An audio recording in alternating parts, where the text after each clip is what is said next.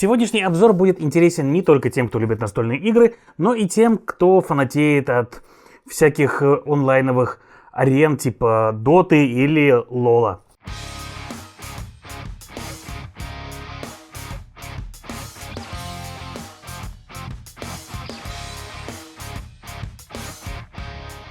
Итак, всем привет, с вами Юра, вы смотрите Geekpedia, на столе у меня сегодня Onward, и это, можно сказать, настольная моба, потому что здесь у вас будет поле, по которому будут линии идти от одного Nexus к другому Nexus, вы будете управлять героями, и крипы будут бежать по разным линиям для того, чтобы стараться разрушить базу оппонента.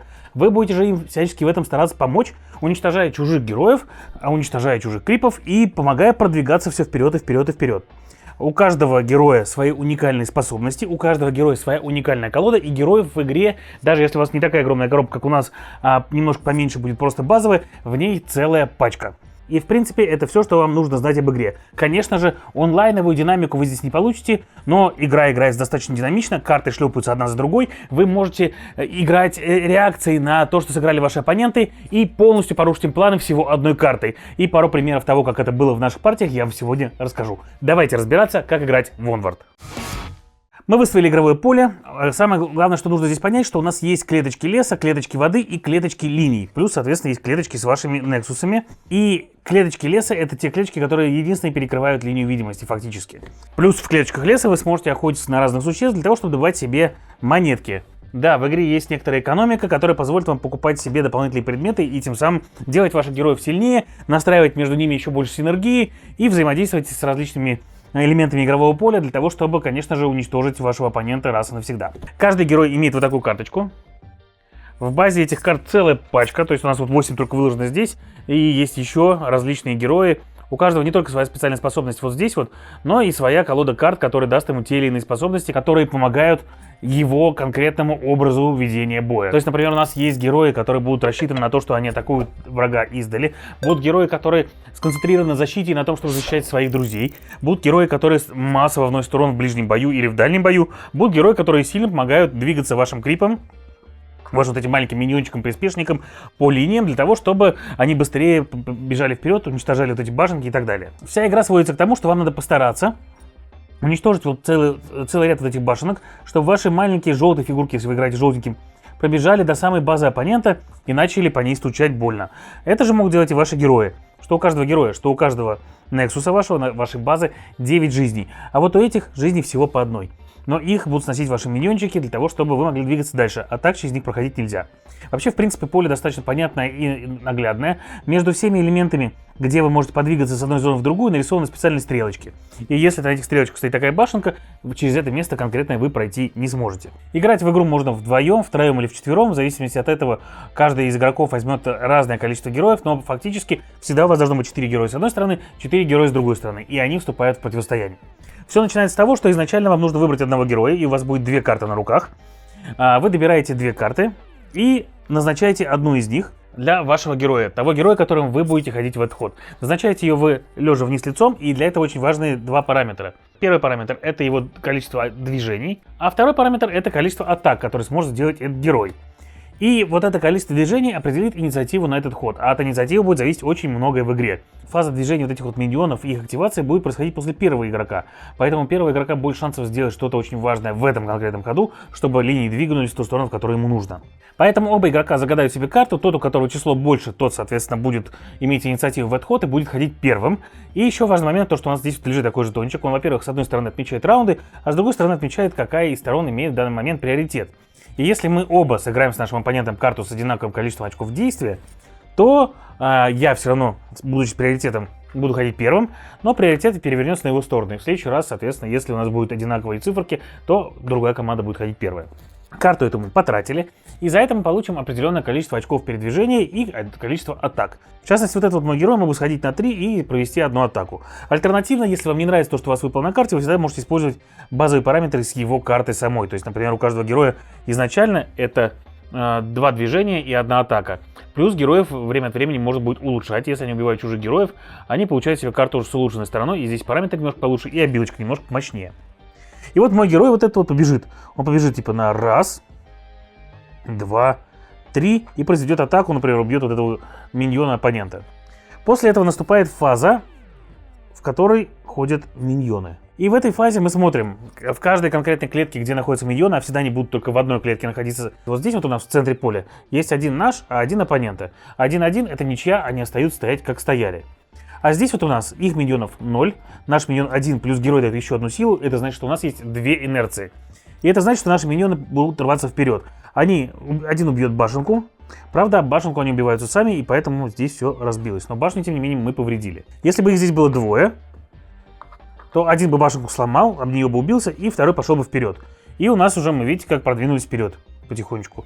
Когда мы добежим туда, особенно если мы добежим туда толпой, то мы будем наносить очень много урона в базу оппонента, что для нас, конечно же, позитивно. С другой стороны, там стоят 4 не очень приятных человека. Один из них с хвостом, как у какого-то странного скорпиона, лучник, русалка и какой-то друид. И они наверняка не захотят, чтобы мы это делали. После этого начинается фаза джунглей, так называемая. И в эту фазу, если хотя бы один геройчик стоит вот здесь вот, он борется с одним из существ, которые там, и получает себе приход 4 монеточки. 4, 5 или 6, зависит от того, в каком месте он стоит. И потом, соответственно, ходит оппонент.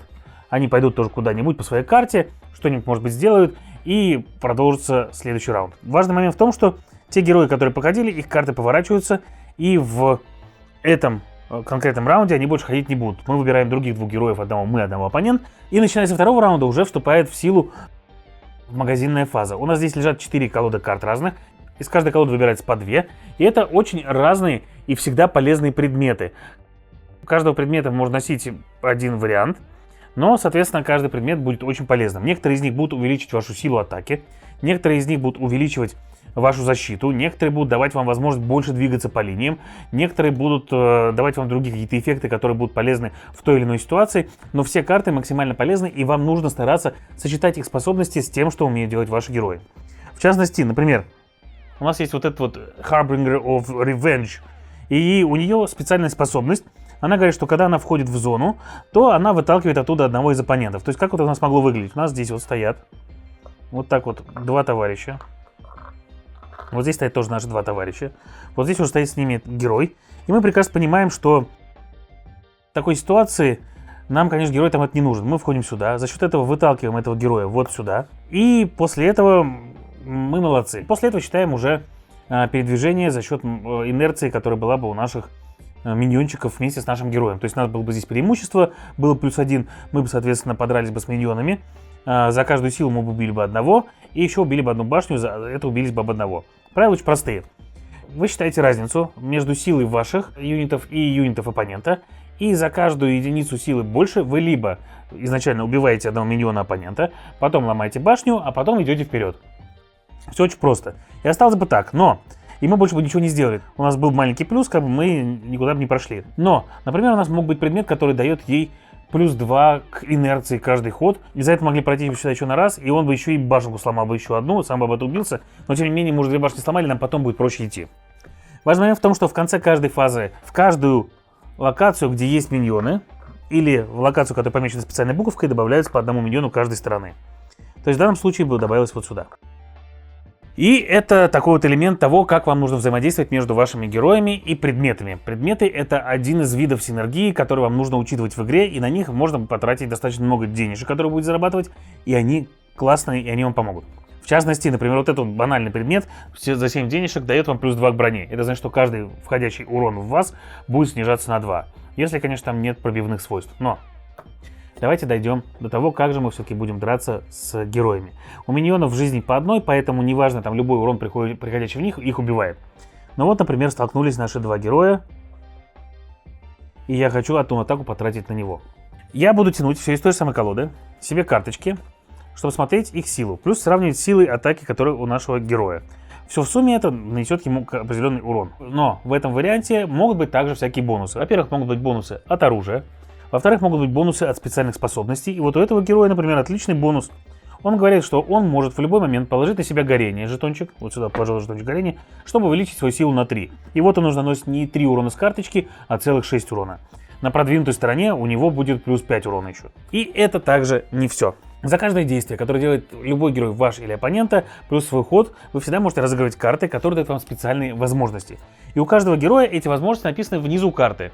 То есть, если вы сыграли эту карточку сюда, у нее используется только верхняя ее часть, которая дает вам движение и атаки. А если вы разыграете карточку суки, то начинает действовать ее эффект. Причем есть карты, у которых есть восклицательный знак вот здесь вот. И эти карты можно играть в ход оппонента, а есть карты, где восклицательного знака нет. Например, вот такие вот. И это карты, которые нужно будет вам играть в свой ход.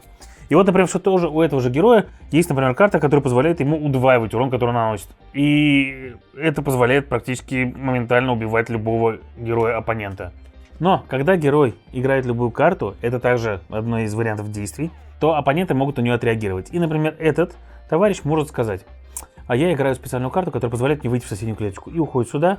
И ваш весь урон, включая те карты, которые вы потратили, не срабатывает. С другой стороны, в ответ на его карту, которую сыграли, а действует это обычно так, то есть одна сторона сыграла карточку, другая сыграла что-то в ответ, и мы опять можем сыграть в ответ на нее. Мы каким-то образом можем отменить эту карту, и потом этот эффект, как во многих карточных играх, разыгрывается сверху вниз. То есть мы отменяем следующий эффект отменен, и потом разыгрывается эта карта.